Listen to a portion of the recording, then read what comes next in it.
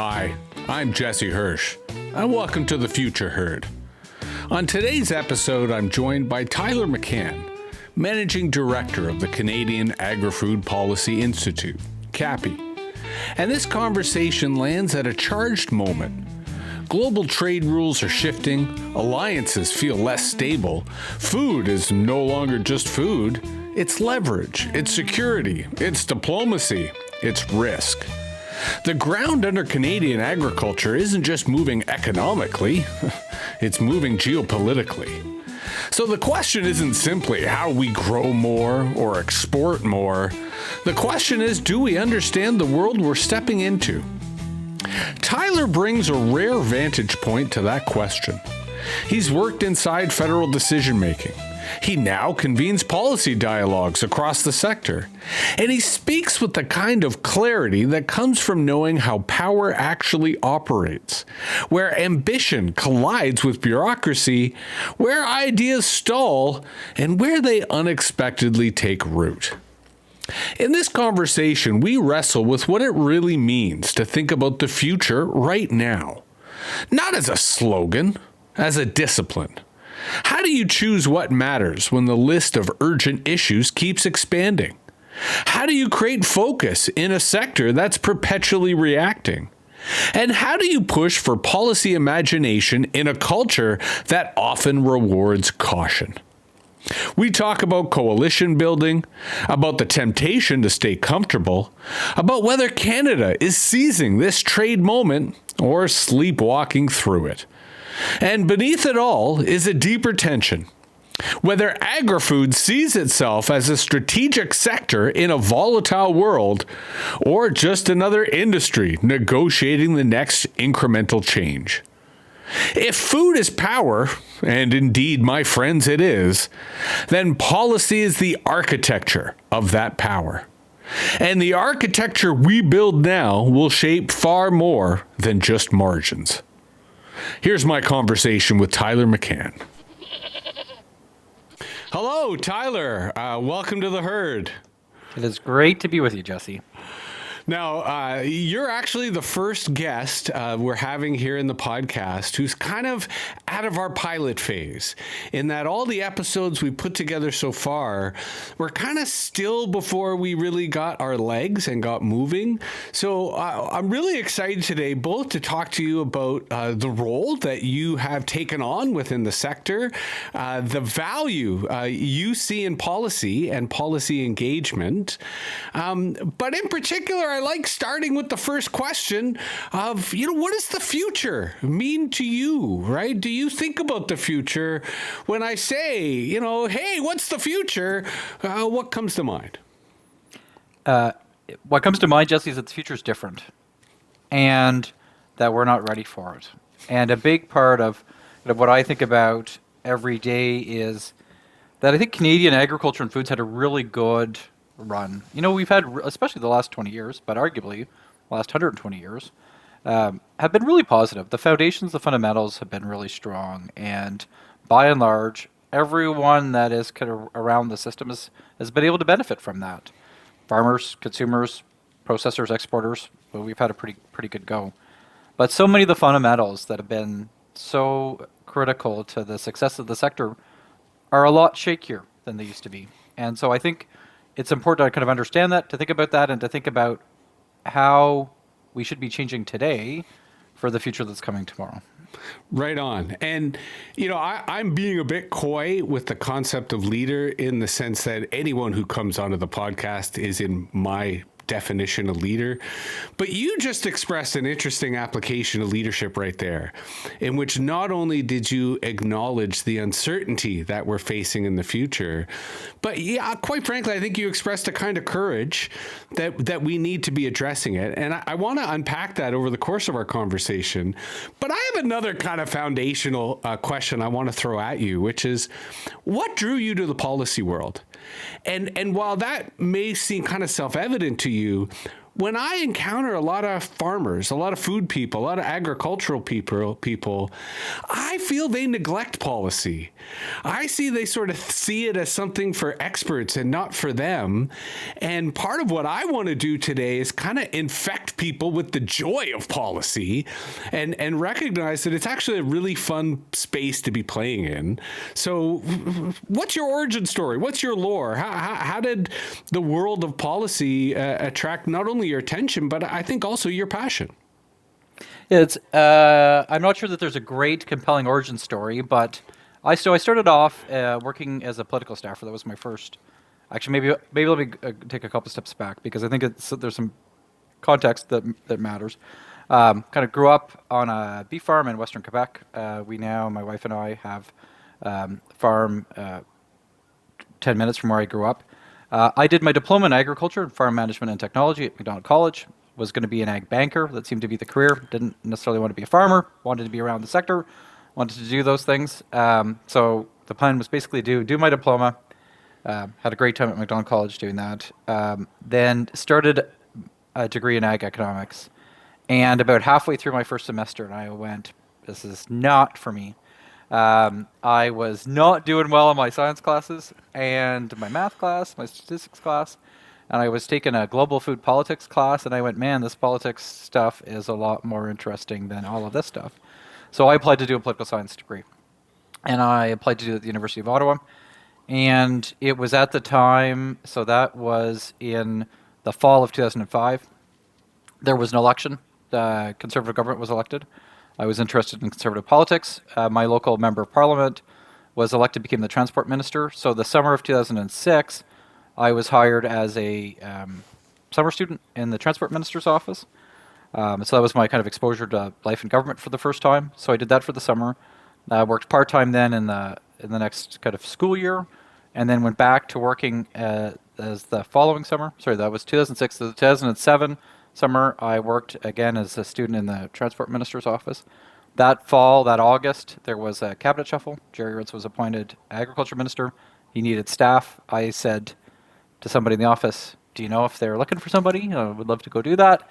And had a kind of very quick kind of process, got offered a job. So I was supposed to go back to doing my bachelor's degree that Tuesday after Labor Day. And I started working for the agriculture minister instead. And that was kind of the life-changing moment for me, was getting to go work for the federal agriculture minister. I was more interested in the politics part of it all, but also interested in the agriculture part of it all. And it turns out kind of the agriculture part of politics in that context is actually the policy space. And that is kind of what got me down on the road. I spent some time working for the natural resources minister, but for I guess it would have been 7 years, I worked for the agriculture minister federally, and that got me to where I am today. And do you miss the politics? Because it sounds to me as if what you're arguing, correct me if I'm wrong, that what makes agricultural policy unique is it has impact. Because there is a lot of the policy world which can be abstract, can be theoretical, can be, quite frankly, when you look at the AI policy right now, highly speculative. But agricultural policy really does seem to impact real communities and real people. Is that what keeps you in it? This is partly it, and certainly getting to work for the agriculture minister, the federal minister, was. I often joke that my problem, I've been cursed because the first job I had was the best job I've had.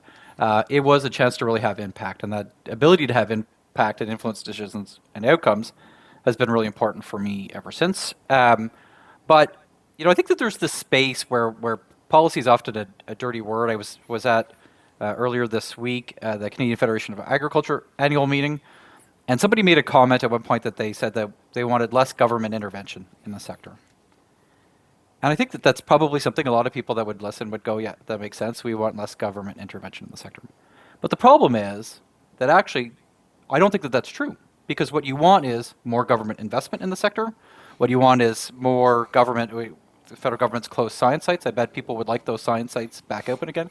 When the federal government is investing in R&D, they are intervening in the sector. When they are regulating imports or keeping markets open abroad for Canadian exporters, that is regulating intervening in the sector. And so I think when I think about kind of the policy world, I think about kind of those positive opportunities and the positive impact that governments can have if it's done right. As well as all of the negative things that kind of the typical kind of when we talk about intervention as a dirty word, what people have in mind. But it is hard to think about things that happen on farms across this country that don't have a direct kind of policy impact. It's not like a policymaker is out tilling the field, but if you think about the policy landscape around land use policy, and if you think about what that means in Ontario today, whether or not that field is a farmer's field or is a condo tower is a policy decision. And so, I think that understanding of how critical it is, how much of an impact it is, how much of an influence it can have in the success or failure of farmers is something that, really I find super interesting and engaging and keeps me going. And I think you just hit it on the nose, because you're absolutely right that unfortunately, not just in agriculture, I think right across society, policy has gotten a bad rep, that people think it's bad when instead it's just a vehicle to what you want. Like if you want less regulation, that's a policy, right? If you want more regulation, that's a policy. And a friend of mine, Vas Bednar, has this great concept of regs to riches, that regulations lead to riches. And I think the agricultural sector, more so than many others, benefits from good policy and at the same time can be disproportionately hurt by bad policy. So I'm curious, both in the context of you kind of being on the inside of government and now, kind of being within the broader ecosphere of ideas and engagement, how have things changed? Like, how have engagement levels changed? And how do you see organizations, whether associations who are there to try to mobilize this opinion, or government itself and ministry itself, how are they responding to this changing policy environment?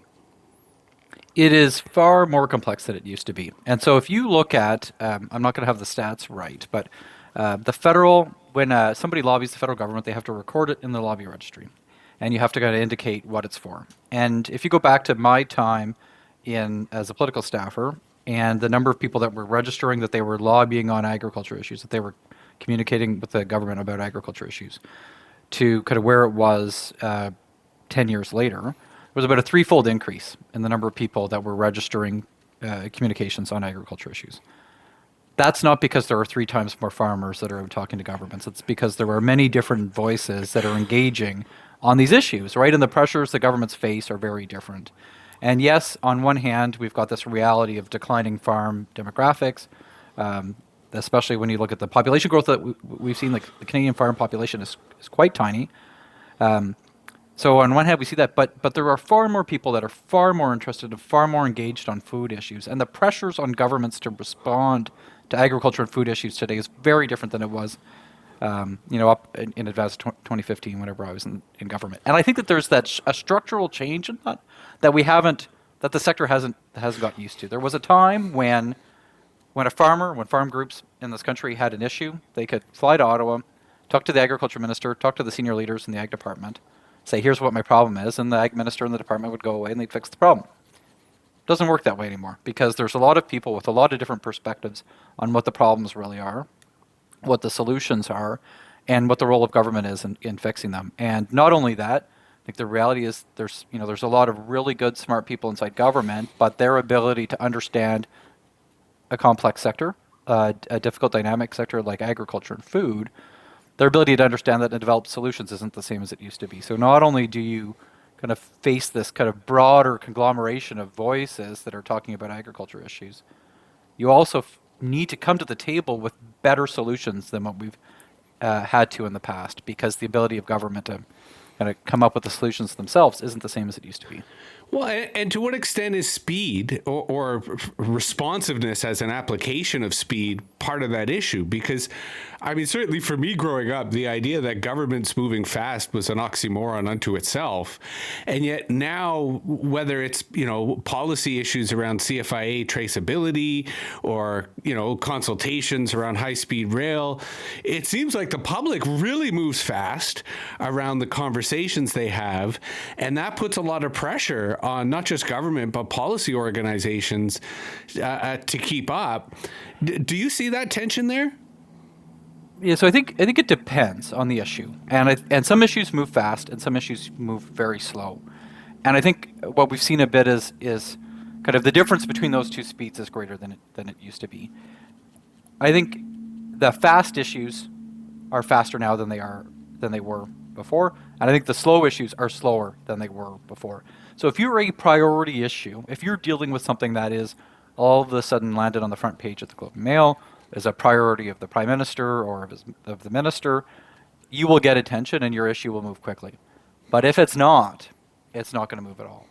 And so I think if you look at some of the things that you mentioned, traceability that you just mentioned, where there's this blowback that flared up as an issue within weeks. Like, we're not talking, you almost could say days, all of a sudden overnight this kind of ignited, and the government backed off and backed down quicker than they have in the past.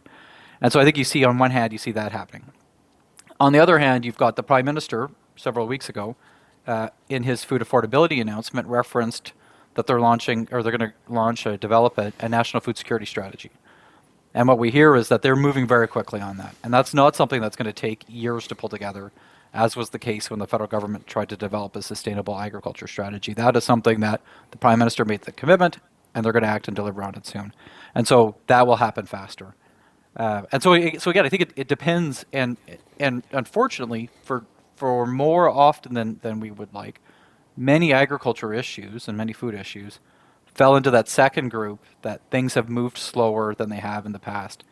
And not only moved slower, have barely moved at all. And that, I think, creates frustration and I think, in my mind, drives home a need for a more focused agenda to say we need to really understand what's important, and we need to be able to articulate what's important, and we need to be able to articulate why it's important and what the solutions, again, are that are needed, so that we're not getting all of the issues caught in this kind of slow stream of things that barely move along. Well, and let's take a moment to kind of get into the weeds there and talk tactics. So, CAPI, the Canadian Agricultural Policy Institute, is that right? Agri-food. So we cover more than just agri. Yeah. Correct. And we too here at the Future Herd are agri-food. I need to make more of an effort to bring our food friends on. Stay tuned to upcoming episodes. Well, you had Dana. Dana's one of the best food friends we all have. We started at the top, and now we got to keep going at the top. Not to rip off that Drake song, but how do you engage the ecosphere? How do you guys both prioritize the kind of policy issues that you think should be getting attention and that you think should be mobilizing resources?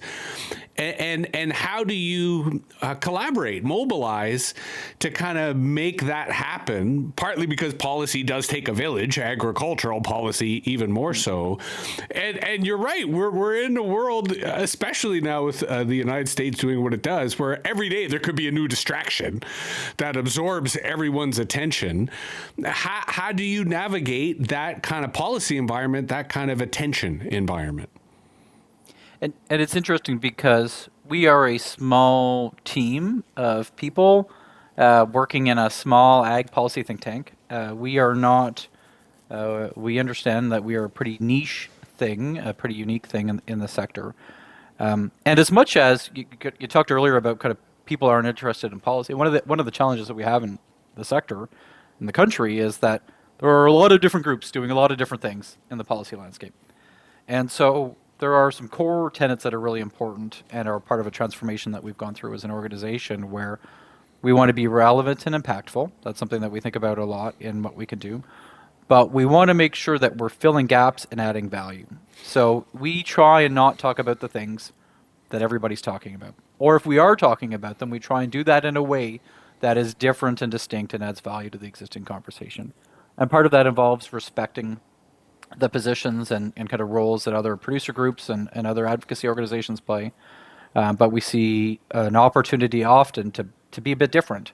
And one of the ways that we're different is we do try and convene and engage diverse stakeholder groups when we're working on the issues that we do. I think often what we see in agriculture is that farmers, often in just their commodities, but maybe even just with farmers, tend to like to work in the farm community. But so many of our farm issues have these broader impacts or would benefit from perspectives beyond the farm gate. And what we try and do is bring people together. Now, got some feedback on a LinkedIn post recently asking about why we didn't have more farmers in a room when we were talking about ag innovation. So we understand that that's a bit of a flack, but that's partly because we think that the farm voice is important. There were farm voices in the room, and there were representatives from farm groups in the room. But yeah, we had other people that are there, and I think that when we talk about kind of building the collaboration, building more support for new ideas, having more people around the room and engaged in that conversation is important.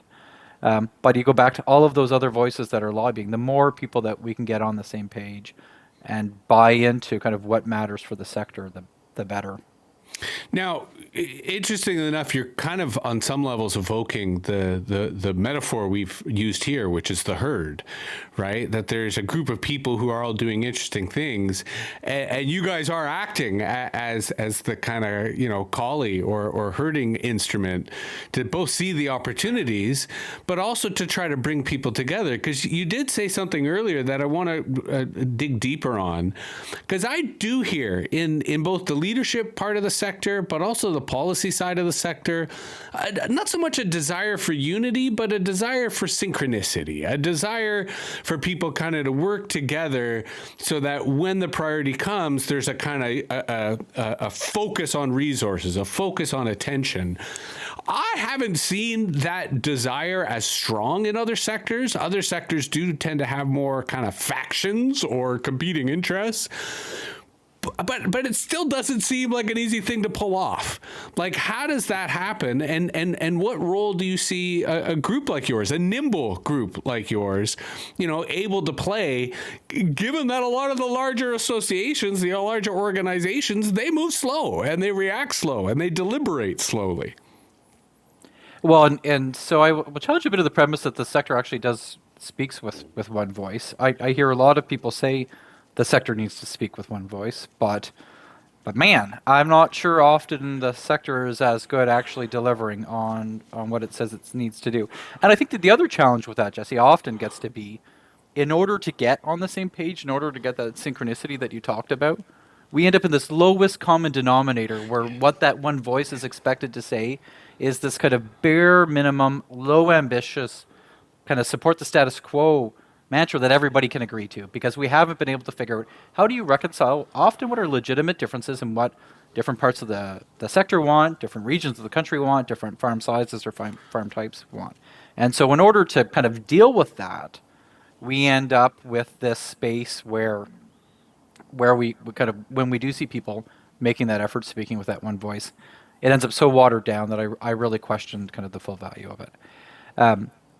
I will say that I think that there's an important distinction when we think about how we approach these things internally, because you refer to us as the collie, but that's not the role that we want to play. That's not the role we try and play. I'm trying to kind of think of what a better comparison might be. If you think about it in the herd context, we maybe are more, I don't know, a farmer with a pail of grain that's saying, like, here's a good idea over here, you guys should come here, but hopefully we're attracting people with the good ideas that we have, but it is more of a, we talk a lot about impact and how we kind of think about the impact that we have, and when you are advocating for ideas, which is what we do, the impact that you have is when other people adopt your ideas. And so we try and do that by bringing kind of smart people together to come up with the ideas. These are not, like, our small team aren't the ones that are figuring all of this out. But we have the opportunity to work with a lot of really brilliant people across the country, bring them together, pull their ideas together, and then effectively distill those ideas and share them with the sector. And if those ideas are good and they resonate, they will get picked up and they will move forward. But But we are, and I'll say we are, I think, moving into more of a world where we're trying to be more of that convener, bring more of those people together, see if we can build more of those coalitions. But there really is this tension, because part of that is a spirit of, we need to find kind of the coalitions of the willing that are willing to stick their neck out and say, look, we think that we need to do different things, and we need to be a bit bolder and a bit more ambitious at the end of the day. And that may or may not include you refer to it as the herd. I think it's often this blob of organizations that exist that don't always do well with bold, and don't always do well with transformative, and don't always think very far beyond where they're at today, right? You've gone through this exercise around thinking about out to 2050. I don't think that we do well thinking out to 2030 at this point, and thinking about all of the change that's coming. Well, and I want to talk about that change, because you alluded to it, when we started in terms of the future. And I do want to take a moment to reinforce your instinct around convening. I mean, I think Malcolm Gladwell a couple of decades ago maybe talked about the power of the convener. And I've witnessed it my whole life, that there is no greater authority than the person who brings people together in the room. And that is where small organizations can have an outsized impact, because you don't need to do the heavy lifting. You just need to do the hand holding to get people in the room, and then whatever happens, you get the credit. If it's good, if it's bad, it was everyone else's fault. But I want to bring up something kind of controversial, though maybe it's not controversial, and that I've been noticing in the broader Canadian policy environment, especially in light of this, to what you alluded to, the changing geopolitical environment we find ourselves in, that there's a lack of imagination, that we're not sufficiently brainstorming or coming up with new ideas or challenging existing ideas in a manner that lends itself to true policy innovation, or at least true policy, entertainment from my perspective. Do you encounter that within the agricultural sector? Because I think you almost alluded to it. And how do you deal with that? Like, how do you try to get people to be more imaginative, courageous, curious when it comes to imagining what's possible? Yeah, so absolutely we run into this. And it's an interesting challenge, because, I think when we think about, so one of the interesting ways to think about the future is, are we facing this world of generational opportunity, or are we facing this world of generational challenge? Right? And those are two sides of the same coin, but I think they're very different sides of the same coin. And I think opportunity is hard for people to get their heads to wrap around, because that is kind of, things could be better if I make these changes, but that requires me to make these changes. It requires me to be different, and maybe or maybe not, I'm going to get this opportunity that's out there. Whereas I think generational challenge speaks to the fact that how you are today is at risk. And I think people wrap their heads and understand that better. And so part of, I think, what we try and do, and kind of risk and risk management and thinking about risks in the sector is a big part of the work that we do, is to help people understand, like, there are serious risks. And what you have today is at risk. And those fundamentals that have been good for you for the last 60 years may not be there for you in the future. And so we should think about that, and we should think about how we respond, mitigate, and manage those risks. But on all of this, when we try and talk about alternatives, I think it's become increasingly clear, just as you need to go to governments and say, here's what the solution looks like. When you're talking to kind of audiences in agriculture, you need to say, here's what the alternative looks like. And here's what the impacts of the alternative are, and here's what the consequences of the alternative are. Because I think they really need to wrap their heads around what might be different. And again, we're a small team. Sometimes what we want to do is put some ideas out there, get reaction. And I think, again, you realize that the more maybe outlandish the idea is, the more you need to have behind it, so that people don't just dismiss it out of hand and say, no, that's too crazy, or no, I'm too unsure. And so the more you can articulate, this is what the idea is, this is why we're doing it, this is what the consequences are, the easier it is for people to engage with that type of content. Well, and myself, what's always attracted me to policy is that freedom of imagination. And on the one hand, you're right. Canadians historically, and my career at the CBC, unfortunately, was rife with this, love to dismiss things that are new, love to dismiss things that don't fit into existing kind of conventions. But I do feel, to your point about a generational opportunity, minds are open right now. People are considering things they haven't. So, give me a moment to let's get right into the muck for a second.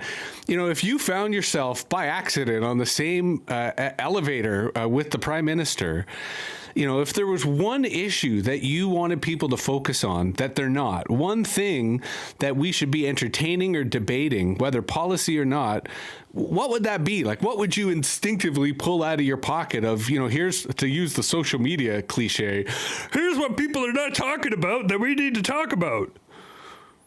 So I think that the issue is adding value in agriculture. I think that we have too much kind of tension and friction around this idea. I think that that's changing. I think there's more of an openness and more of a recognition of it. But when I talk about the fundamentals are changing, there's a couple of reference points that I go back to. And one of them is if you look at agriculture and agri-food GDP, kind of the size of the economy that the sector represents. But if you look at primary agriculture share of that and value-added agriculture share of that, primary agriculture share of that continues to increase. And there are kind of some reasons why that happens, but that inherently, in my mind, is not a good thing. That means that we are losing that value-added benefit and that value-added advantage.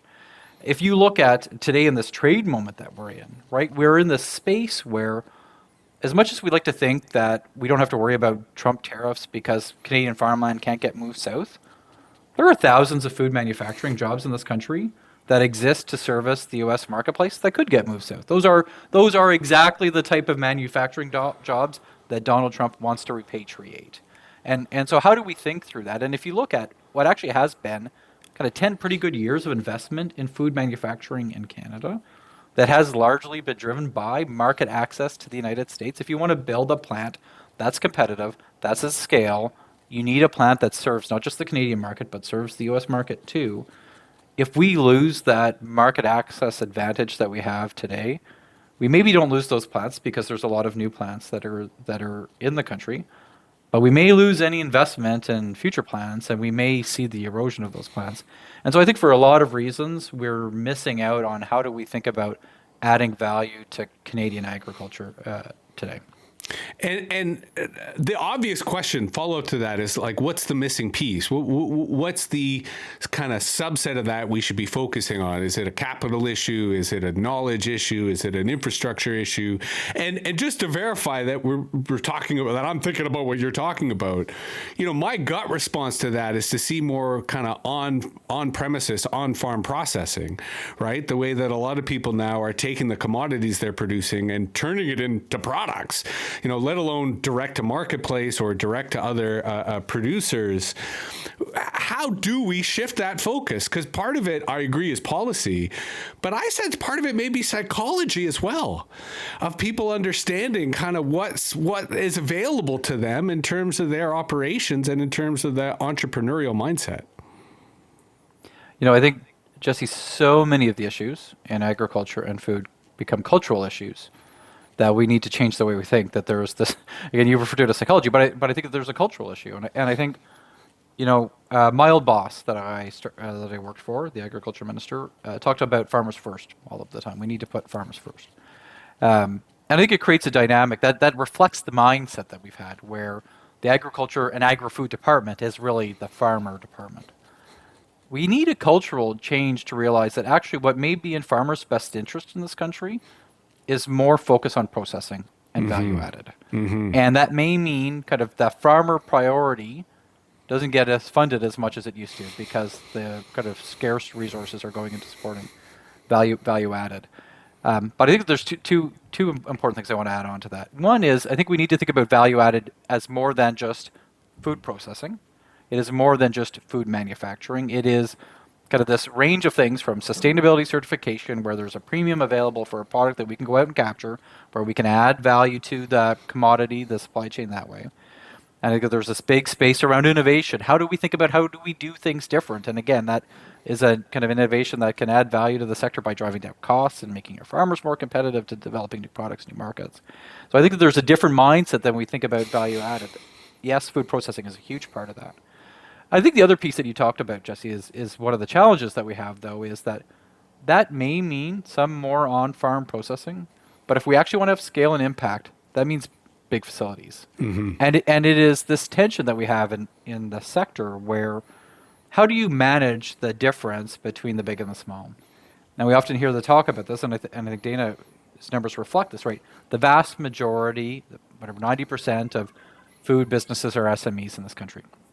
But we often have these 80-20 rules where, yes, the vast majority of that total number of them are SMEs.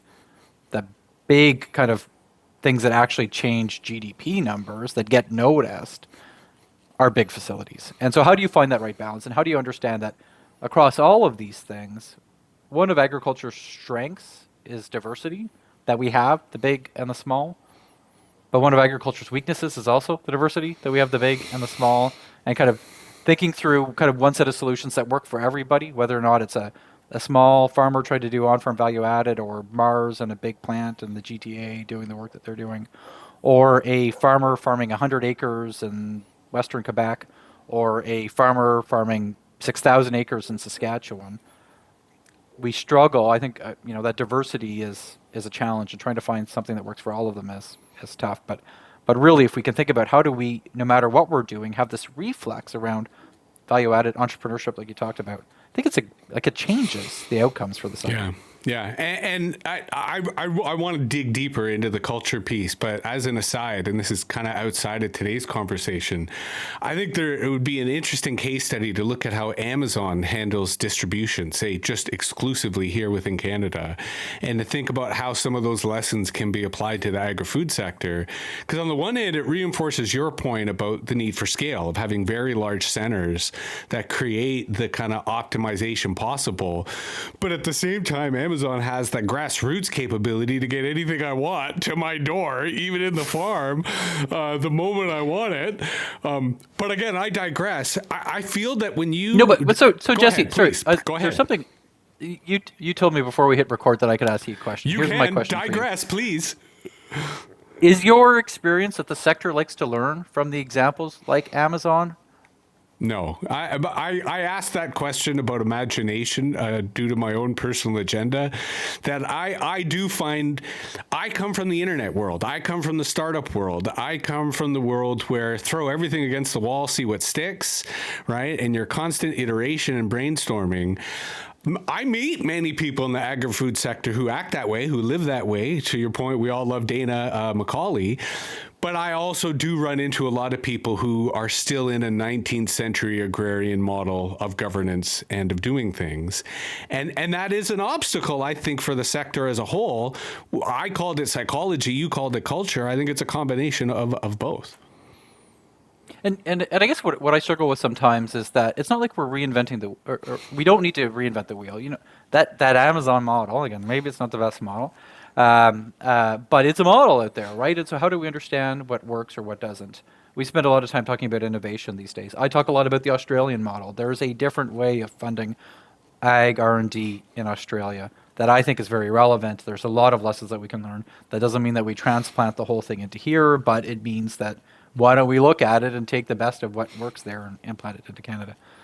But often it seems like the answer to people's first reaction, and so many of these times, is agriculture is different, or Canada's different, or this doesn't work, this doesn't apply. And I think that there are a lot of missed opportunities to learn from what others are doing, and to think, why don't we just take what works somewhere else and make it work for us? Well, on the one hand, there's table stakes, right? It's why even though you and I are policy people, you and I are innovation people, we're also both farmers, right? Because that's part of what allows us to participate in the space. But when you evoke culture, you're giving me the social license to bring up what I call the 800-pound gorilla in the room, which is true from a policy perspective. And I ain't talking about Donald Trump yet. It's true from a policy perspective. It's true from an economics perspective. And it's the urban-rural divide here in Canada.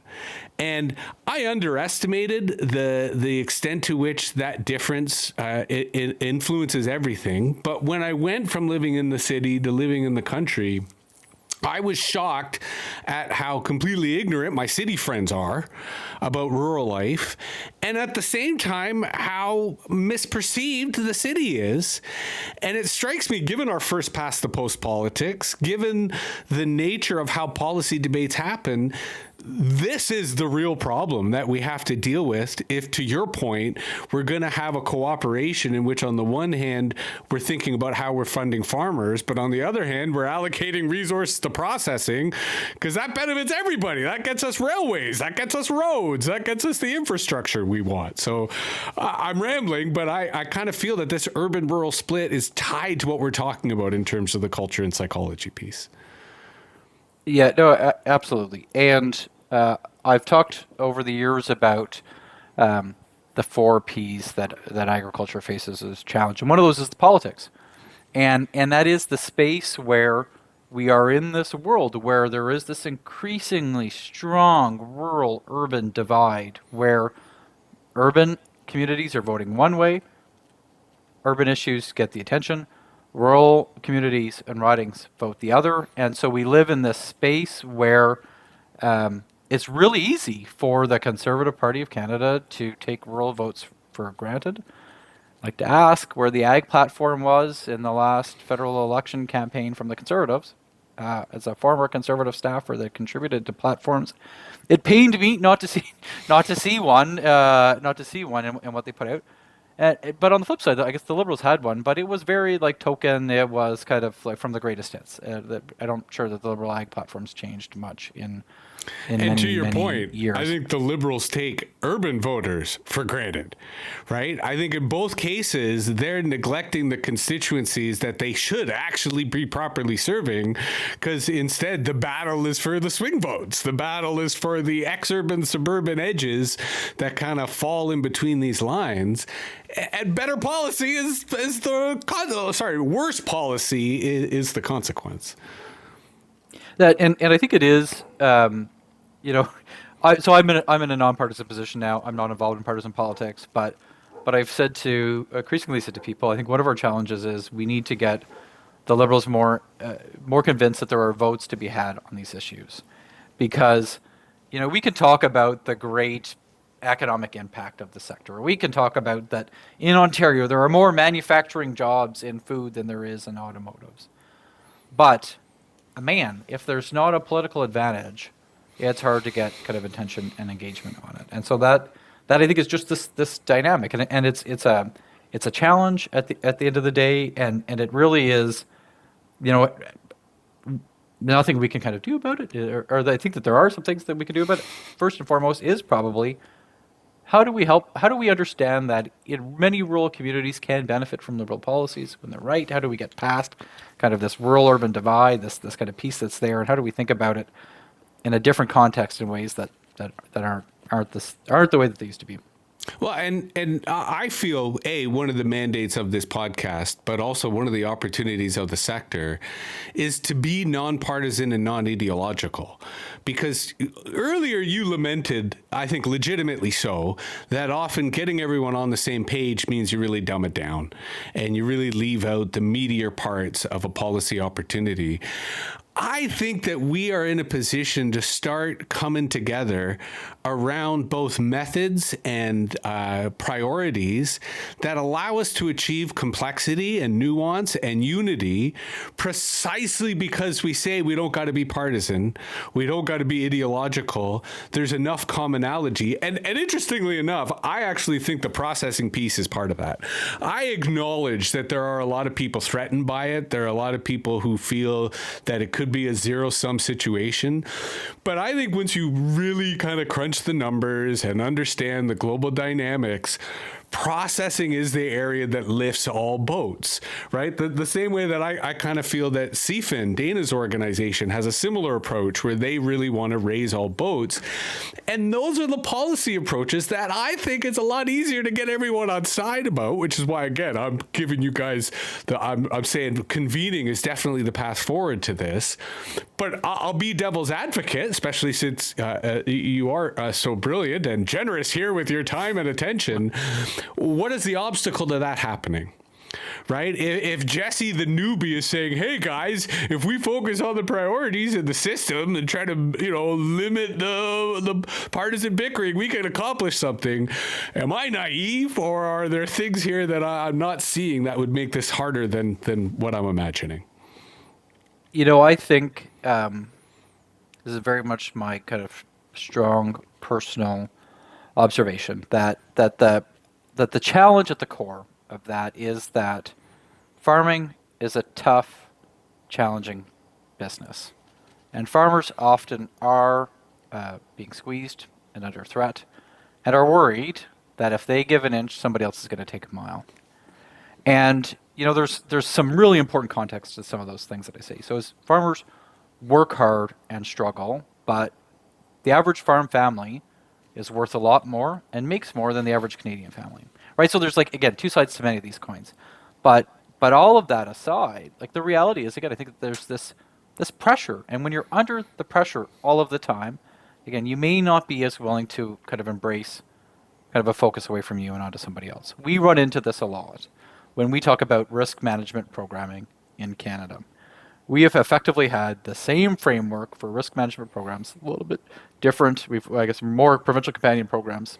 In Ontario, there's RMP, but there's this suite of programs across the country that have largely been the same for 25 years. The world has changed. The technology has changed. The other options and tools are different.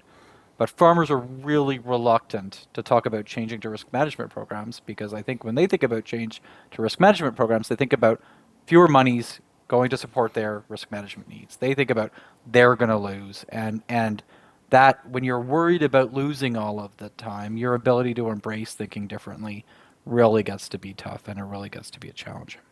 And I kind of want to acknowledge and validate that psychology, because the other thing that shocked me when I became a farmer is the extent to which farmers are constantly circled by sharks of all sorts, shapes and sizes.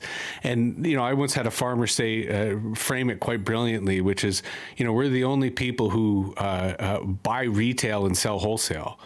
Right? You're on the wrong side of all the different economic mixes. So I get the kind of economic paranoia. But at the same time, as you've been repeating through our conversation today, times have changed, right? We're in a different world. We're still figuring that out. We're still, that's where the collaboration piece, I think, is best done as the opposite of dumbing down, but of each one teach one, of all of us helping each other. And that's where I want to throw you a bit of a self-serving question, but nonetheless, a kind of giving you respect. I love the podcast that you guys at CAPI are doing with Real Agriculture, because I really feel it makes this kind of knowledge accessible. Podcasts are very popular amongst farmers. You can listen to it while you're doing your chores, while you're in the tractor. Social media is obviously also very popular with farmers. So I'd love to hear about how that's going and how you feel that fits into the larger kind of impact-driven nature of CAPI, because I'm a fan, and it's partly what motivated me to say, hey, let's do more podcasting, because I think this is how we enact that cultural change and really start to reach people and open their minds. Yeah, and one of the dynamics that we've got in the sector is that this isn't the auto manufacturers where there's kind of five big players, and if you get their CEOs on the same page, you fixed it. We've got 150,000 farmers in the country. This is a very diffuse group, and I think we realize that if we want to have more impact, we need to meet people where they are and talk about the things that we're talking about in ways that resonate with them. And so the podcast is part of that, right? It is, how do we take content, make it more digestible, but also how do we make it available in ways that, as you say, people can listen no matter what. I am a big fan of listening to the podcast when I'm out in the tractor. One of the things that we're trying to do now with the podcast, with this most recent focus, is how do we talk about kind of the big ideas for change? How do we do this in a way that hopefully is not threatening? How do we do it in a way that's easy, that's engaging, that you say kind of breaks things down? I'm trying to talk to people about people that have big ideas. Some big ideas are actually kind of small, but they are like big transformational ideas. One of the ideas that we just had an episode come out recently on embracing benchmarking in business management. I talked about the challenges we have with risk management. We put a lot of money and time and focus into risk management programming. We put very little into proactive risk management decisions. And I think that there's really something to be said for, man, we should take a little bit of money that's floating around in the ether of all of these programs and incentivize business management benchmarking. How do we kind of fund the resources so that farmers could become part of a benchmarking group, could make their data available, learn from others, understand this? Like the fact that just seems like such a simple, impactful way to take a little bit of money and go a long way. So that's little idea, big change. I think it ends up being a big idea because we're not doing that. That's not a reflex. This idea that proactive risk management, that farmers are their own first line of defense, is an idea that's gotten lost when governments think about risk management. We've also talked about supply management and the future of supply management. That's maybe more of a bigger, more controversial idea, but we really see this need to kind of put those ideas out there and again put them out and not in a way that says this is the solution. I think this is in part kind of informed by my start in the politics, but I really don't think that there is a right answer on any of this. There are just different ideas with different pros and cons and different consequences. And so we'll put our ideas out there. We want to create the space where we can put more ideas out there, have that more, understand what those pros and cons are, understand what the consequences are, and then people get to make their own decisions at the end of the day, whether or not they think that they're the right ones or the wrong ones. And that's why I think policy is such an exciting area right now, because on the one hand, there is a kind of butterfly effect that you evoke, that even the smallest idea, people can go, wow, yeah, and really wrap their head around it. And then the distribution of that idea via TikTok, via Instagram, via X can happen at a rapid speed. And it's why I'd love to see more policy leaders, more ag leaders doing what you're doing, which is having these conversations on a regular basis and letting people make up their own minds, right? Letting them figure out, like, get the information and move forward with it. That kind of, as we start to come to a close, it kind of brings us to the real variable throughout all of this, which is the United States and the Trump administration. And granted, the CUSMA or USCMA, however you want to rearrange the acronym, is a hot topic within agricultural circles for very good reason. But it seems to me that the constant is uncertainty. I'm curious to hear your thoughts. You've, I think, been alluding to it. I think it's been a through line in terms of, we need to be adapting to this new world. But on a concrete level, I would love to hear your kind of informed perspective on kind of what's going on and what we should be doing to prepare for it, both on the agri-food level, but also on the geopolitical level, because they're intrinsically linked. And I encourage people to go to CAPI's YouTube channel because we've had two webinars this year. One was an outlook for 2026, and the other one was explicitly on geopolitics. But for the Outlook webinar, we looked at farm economics, we looked at farm sentiment, we looked at farm policy and farm politics. And USMCA was kind of the elephant in the room, and I guess it wasn't the elephant in the room, it was very much called out as the major challenge. The FCC economist that was on the webinar effectively said, look, these are our projections, but if Donald Trump rips up the agreement, all bets are off, right? Like, this will be a bad year, right? If you look at from the farm politics perspective, we understand what the year looks like, and we understand how the year goes. If Donald Trump asks for something crazy on supply management, all bets are off from a political perspective. It is such a big challenge at the end of the day.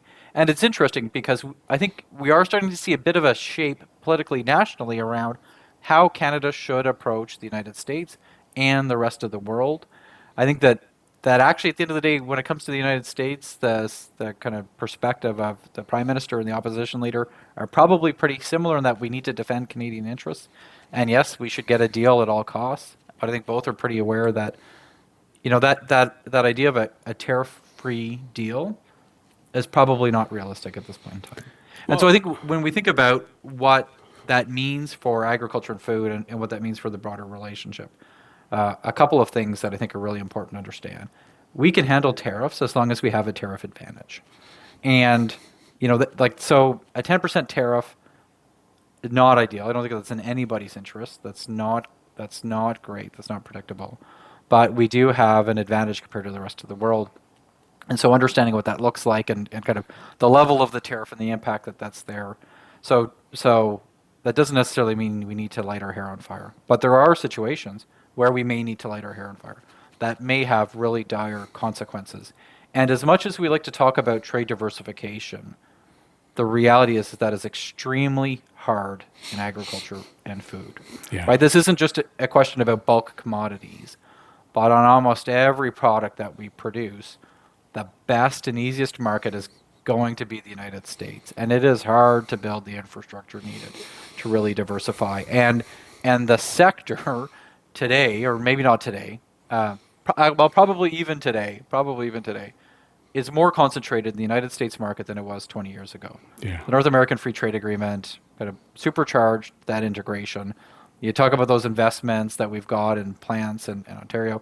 I mean, one of the great success stories is bakery goods. I don't think people know that we're a major exporter of bakery goods into the United States. We have a $4.5 billion trade surplus with the United States on bakery goods. All of that relies on that meaningful market access. And so we need to get through this year. We need to get through the next couple of years with a reliable trade deal. And then we need to think through, if that doesn't happen, what does probably transition look like? And one of the challenges is throughout all of this is kind of the predictability. Because even if there was a sense that maybe something bad may happen for the next year or the next 2 years, if there's a hope that things return back to normal after that, then that takes some pressure off, right? Like it reduces the motivation to change and transition. And I think that's really the challenge that we're in today is how do you plan for the future?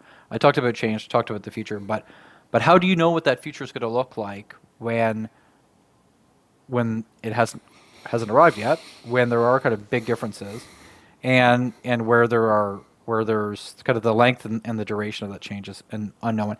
The final point, Jesse, that I think is really important is, or maybe 2 points. One, we have more leverage than we think that we do. And I really do think that often gets lost in this is that, if you look at the kind of the technical arrangements, that happens this summer is a review process. And as part of that review process, that any one member of the agreement could provide a notification, but that effectively starts a 10-year clock that the agreement only ends 10 years ago. But there is another alternative, which is somebody just gives the 6 months notice to say they're walking away. But that will have devastating consequences on the U.S. economy. Like the president may threaten that, but I don't know. I don't think it's going to happen. Yeah. So understanding the leverage that we have is really important. And heavens, I forgot what the other point I was going to make is. But the other thing is that, and this is I guess part of the leverage, but I think that if you look at we have more allies in the United States, and even on something like supply management. If you look at what the U.S. dairy industry is saying, they're not asking for the end of the system. That's not what they want. And so I think it's really important to understand, the president's got his own views, his own desires on these things. But I think it's important for Canadians to understand more of the facts and kind of look beyond the hysteria that we seem to live in this space to know what is the dynamic that we're really operating in when it comes to CUSMA renegotiation. Although potentially contentious follow-up, do you think the federal government values or prioritizes the agri-food sector compared to all the other competing agendas that they need to be looking at in this chaos? So the Prime Minister went to China and effectively traded autos for canola. That says a lot to me. Let's be honest, that I don't think that would have happened under the past Prime Minister. Mm-hmm. You can get into kind of arguments about kind of the scale and the understanding and kind of the trade-offs that were there. But the Prime Minister came back from China with Scott Moe kind of locked arm in arm and Doug Ford opposed to what he was doing. That says a lot to me, I think, about how the current government is thinking about it, which is very different than when it comes to supply management. And I think the unfortunate reality that is often hard for producers in the sector to understand and appreciate is that no government is going to put the Canadian economy at risk to protect supply management. Yeah. And so if the U.S. said, and I don't think that this is what's going to happen, but if Donald Trump said, we're going to leave everything the same, you're going to get your tariff-free access, but you need to tear down all of your dairy protections, I think it's a very easy decision for the Prime Minister to make. Mm-hmm. And I, from the scuttlebutt that I'm reading amongst the agricultural sector, the concern is there. There's a lot of people who are doing the kind of game theory you're doing of trying to anticipate this. This has been an absolutely fantastic conversation, if only because it indulges my own kind of desire to reinforce the value of policy as a playground for anybody and everybody, because I think one of the truisms that we've teased out is that there aren't crazy ideas, there's just boring debates, and that debates get more interesting when you have more ideas. Any final thoughts or things you kind of want to leave us on, especially as we kind of think about what our audience, the through line for our audience, which is, we need leadership, we need new kinds of leadership. That's kind of what I've been hearing you talk about and say throughout this. So anything you want to leave us with? Yeah, I think we need leaders that are prepared to make choices. When I talk about the change that's there, it means that we're going to need to do things differently. And again, I think we've had the luxury of not having to make big, tough decisions. I think our governments have not had to make big, tough decisions. I think our farm leaders have not had to make tough decisions. I think farmers make decisions every day on their farms. Deciding things and making choices shouldn't be that hard. But if we want to really unlock the full potential of the sector, we need to be prepared to make some decisions, make some choices. That's what's in front of us. And I think to your point, that's where advocating for ideas, putting different thoughts out there, making sure people are making informed decisions is a big part of the role that we're playing, and something that I get really excited about. Right on. A big Canadian salute to you. Our automated audience has been enthralled with this conversation. Where can people learn more about CAPI, about you, Tyler, about the work you guys do? Yeah, they can go to our website and sign up for our mailing list. Our website is capi-icpa.ca. Sign up to our mailing list. That is the best place to stay tuned with all that we're doing. But they should also go check out our YouTube channel. Our webinars go there. There's some pretty good content. Our podcasts our episodes are there as well. And they should check that out. And people should feel free to engage with us on kind of all the social medias and all of these things. I'm maybe not often the best on it, but one of the things that we really want to do is encourage more debate and dialogue. So the more people that are talking about the work that we're doing, telling us where they think that we're right, telling us where they think that we're wrong, that makes us really happy. We always appreciate the feedback and engagement. Right on. Thank you. That was my conversation with Tyler McCann from the Canadian Agri-Food Policy Institute. What I really appreciated about this exchange is the refusal to drift into fatalism. Yes, the trade environment is volatile. Yes, geopolitical pressures are intensifying. Yes, policy processes can feel slow, fragmented, cautious, but there is also movement. There are coalitions forming. There's momentum building. There are ideas gaining traction. There are people inside and outside government who understand that food is not peripheral, it's foundational. If there's a thread running through this conversation, it's this. The future is not something that arrives, it's something that gets organized. Organized through focus. Organized through courage. Organized through institutions willing to convene hard conversations and not flinch when complexity shows up.